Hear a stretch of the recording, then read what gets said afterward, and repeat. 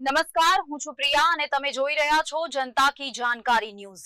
નજર કરીએ આજના સમાચાર ઉપર। કોટડા સાંગાણી તાલુકા પંચાયતની વેરાવળ વનના ભાજપના વિજેતા ઉમેદવાર વિલાસબેન કોરાટના સમર્થનમાં ભવ્ય વિજયોત્સવ કાર્યક્રમ યોજાયો।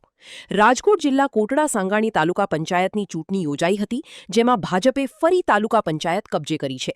અહીંયા ટોટલ 16 સીટો માટે ચૂંટણી યોજાઈ હતી, જેમાં ભાજપનો 12 બેઠક પર ભવ્ય વિજય થયો છે, તેમજ આ ઐતિહાસિક જીત મેળવી છે। આ જીત બાદ સમગ્ર વિસ્તારમાં ભાજપ પક્ષના કાર્યકરો અને સમર્થકોમાં ભારે ઉત્સાહનો માહોલ જોવા મળ્યો હતો। આજરોજ વેરાવળ વન સીટના ભાજપના ઉમેદવાર વિલાસબેન હિતેશભાઈ કોરાટ, જેઓ ભૂતપૂર્વ તાલુકા પંચાયત સદસ્ય વાલજીભાઈ કોરાટના પુત્રવધુ છે, જેઓના સમર્થનમાં ભવ્ય વિજયોત્સવ કાર્યક્રમ યોજાયો, જેમાં ભાજપના ઉમેદવાર વિલાસબેન કોરાટ જંગી 768ની લીડથી વિજેતા જાહેર થયા છે, જેમને લઈને તેમના મત વિસ્તારમાં ભારે ઉત્સાહ જોવા મળતો હતો।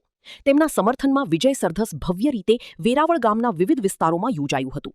તેમને તેમના મત વિસ્તારના ગાયત્રી મંદિરે તેમજ વાસંગી દાદાના મંદિરે અને તેમના કોરાટ પરિવારના કુલદેવી ખોડિયાર માતાજીના મંદિરે માતાજીના દર્શન કર્યા હતા। બાદમાં ઉમેદવારની ઐતિહાસિક જીત બાદ સમગ્ર વિસ્તારમાં ભાજપ પક્ષના કાર્યકરો અને સમર્થકોમાં ભારે ઉત્સાહનો માહોલ જોવા મળ્યો હતો।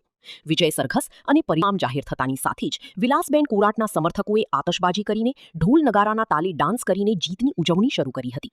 સરઘસમાં મોટી સંખ્યામાં મતદારો, મહિલાઓ અને કાર્યકરો જોડાયા હતા, જેઓ પક્ષના ઝંડા અને સાથે ભારત માતા કી જયના વિજય ઘોષ સાથે સૂત્રોચ્ચાર કર્યા હતા।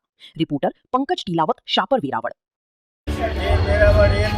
સાંગાણી તાલુકા પંચાયતના તમામ મતદારોનો અમે હૃદયપૂર્વક આભાર માનીએ છીએ અને અમને જીતાડી સંગીતોમાંથી જીતાડી સૌ મતદારોનો હાર્દિક આભાર માનીએ છીએ।